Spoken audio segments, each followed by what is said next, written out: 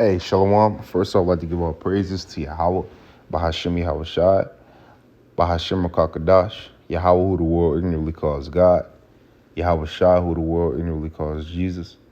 I want to give a double honor to the apostles of Great Millstone who has taught me this truth. I want to give a peace and blessings to the Akim across the four corners of the earth who teach this truth. I rest of life to do so. It's going to be a quick video. Lord willing, the video is edifying. Lord willing, you Akim get something from this video. Lord willing, I can bring it out and continue to bid the elect to the marriage, Lord willing. This is going to be lamentations. We're going to get a little bit in lamentations. We're going to talk about, how basically how the heathen got power and how the power is going to be overturned because scriptures say that the heathen is also going to drink of that cup.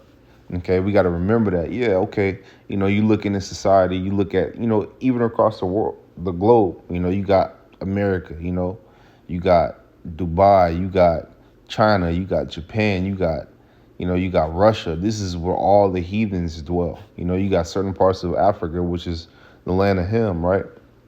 So it seems like, all across the globe, all across the world, it seems like, and it is, that the heathen have the one up. But scriptures tell you in Job 9:27, it tells you that the earth is given into the hands of the wicked. You got to understand that. So if the earth is given into the hands of the wicked is going to rule the earth. And with the wicked ruling the earth, it tells you that the heathen are confederate with each other. Okay? So that's why you see the heathens flourishing. That's why you see the heathen getting down. As a matter of fact, I always bring the scripture out, but I got to bring it out some more. I got to get it, man. I have to get it because it's so real. It's so real. These Elamites, these Edomites, these Ishmaelites, they set up shop in, so-called black neighborhoods, so-called Latino neighborhoods, and they benefit off of our curses, man. Off of the curses. But guess what? It's okay because the prophets are back and the downfall of this society is here. Okay, they trying to force vaccines. They doing all this crazy shit. The downfall of the society of this kingdom is here. We're at the end, man. We are at the end. So guess what? Our labor, this work, your work, Akim, wasn't done in vain, man. Regardless, man. It don't matter what the view on your video is. If you got 1 view or 2 view or 3 view, man, I might be 1 person at the elect, 2 person elect, 3 people at the elect, or possibly the 1/3. It don't matter if you got, it don't, as long as you do what you do to push forth, this word, that's what you got to do. If you're on the highways and byways, man, you don't get to have nobody walk by. As long as they see you edifying that camera in an Akim or somebody who's meant to hear this word, get turned on to it, by somebody else or, see us going live or see it, man, we doing our groundwork, man. And not to babble too much, but out there on the highways and byways, that's that groundwork, man. That's that work. That's that meat and potatoes. And adding these videos every day during the week, that's the meat and potatoes, man. We giving it, we flooding, we flooding it to make our calling and election sure, man. Okay, we flooding, man, and to better ourselves as well. Okay. But we need not to forget what's going to ultimately happen to these people. Yeah, they flourish, but it's okay because they're going to also drink of the cup as well. This is Psalms 83:3. It says, they have taken crafty counsel against thy people and consulted against thy hidden ones. They have said, come and let us cut them off from being a nation, that the name of Israel may be no more remembered. Yeah, they wanted to cut us off from being a nation that we may be no more remembered. So what do you think they're going to do if they got the power?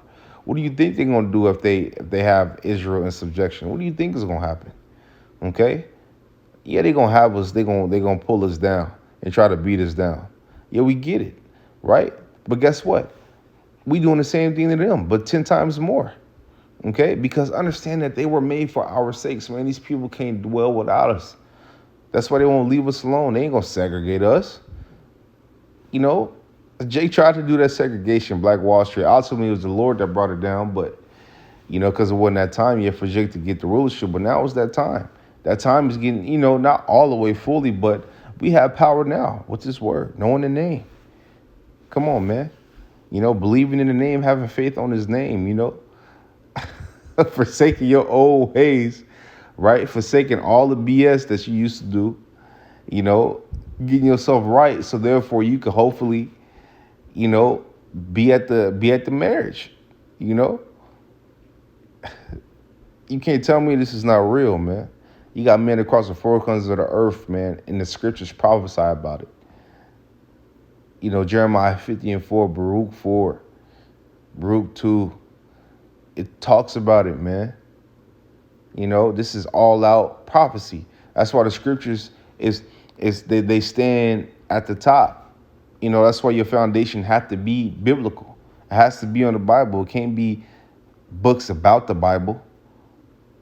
It got to be the Bible. You looking for something deeper than the Bible, you fool. You fool. You a fool, because if you can't understand and break down scriptures, you don't need to be dwelling in another book. Especially a book you got to pick bones out of. That don't make sense. Okay, it says, they have said, come, let us cut them off from being a nation, that the name of Israel may be no more remembrance. That's hatred. This is 5. It says, for they have consulted together with one consent. They are confederate against these. They're teamed up against Israel. Okay, and it's going to name a little bit of the heathens. It's 6. It says the tabernacles of Edom. If you know who that is, the so-called white man, and the Ishmaelites, right? Middle East, so-called Middle Easterns. Moab. Asians, you know what I mean? So it goes further down the list, heathen. You got Amalek, you got Ammon, which are Amalek, so-called Jewish, Ammon, so-called Japanese, so you got, it lists, the different nations that are confederate against Israel, but you tell an Israelite that, man, it's like, they so stiff-necked, man. It's like, they want everybody to be bid to the marriage, regardless of, oh, this is my friend, but he's of a different nation. No, he's not your friend, man. He's seeking to destroy you. And in due time, he will if you let him. You don't dwell with an enemy, man. That's one thing you don't do. Okay? Let's get back to this, though. This is Lamentations 4 and 17. It says, as for us, our eyes as yet failed for our vain help. In our watching, we have watched for a nation that cannot save us. They hunt our steps, that we cannot go in our streets. Our end is near, our days are fulfilled, for our end is come. Our persecutors are swifter than the eagle. That's significant, because if you look at, the rulership of America, what's on it? The eagle. What is this country uphold? The eagle. It says the eagles of the heaven, they pursued us upon the mountains. They laid wait for us in the wilderness. Yeah, these Edomites, man, they did that. I believe, if I'm not mistaken, I think when we tried to, well, no, I ain't gonna bring it up because I don't know too much on the. I need to polish up on that, so I ain't gonna bring that up because I don't want to bash the scripture.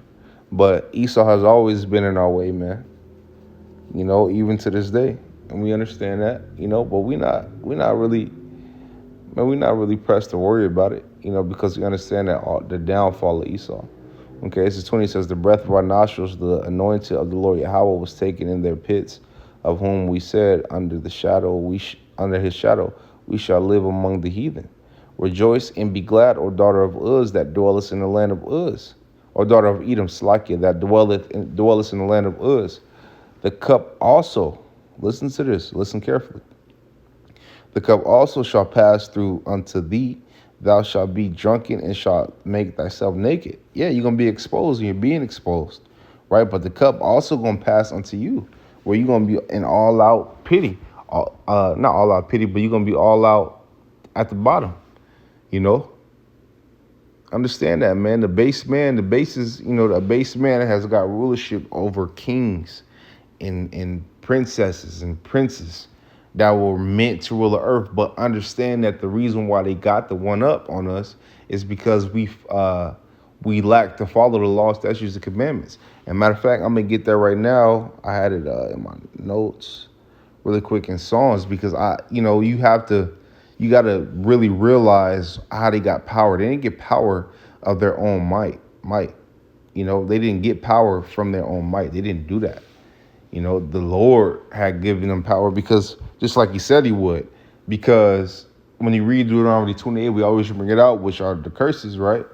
It tell you the blessings that we will receive in the first half of the chapter, and then the last half of the chapter tells you the curses we will receive if we didn't follow the law, statutes, and commandments. Okay, but this is Psalms 44:2. It says, "How thou didst drive out the heathen with thy hand, and plantest them. How thou didst afflict the people and cast them out, for they got not the land in their possession by their own sword, neither did their own arm save them, but thy right hand, which is the Lord's right hand, thy right hand and thine arm in the light of thy countenance, because thou hast a favor unto them. Thou art my king, O power, command deliverances for Jacob. Through thee will we push down our enemies." So through the Lord, through the Lord, we're gonna push down our enemies. Even though the Lord gave them power, but we understand why they got received the power. They were never supposed to get the power, but we didn't follow the law, statute, commandments. But now we're being turned back to the law, statute, commandments, and we're turning around, right? And we're following and seeking after the Lord, which the Most High, his name is not Jehovah, his name is not God, his name is Yahweh. The son name is Yahweh Shai, not Jesus. Okay, well, we following our powers. Now we following our powers and we're looking at our powers. Our power's name, Yahweh and Yahweh Shai, Yahweh Shai. We speak in Hebrew. We coming back to this word. So with us coming back to this word and coming back to the Lord, guess what? Guess what's going to happen? A power shift is going to happen. And that's happening now. This place is going out. And our light is dimming. Okay? It says, in thy light of thy countenance, because thou hast favor unto them. Thou art my king, O the Most High, command deliverances for Jacob. Through thee will we push down our enemies. Beautiful. Through thy name will we tread them under that rise up against us. For I will not trust in my bow, neither shall my sword save me. But thou hast saved us from our enemies, and hast put them to shame that hated us. Okay?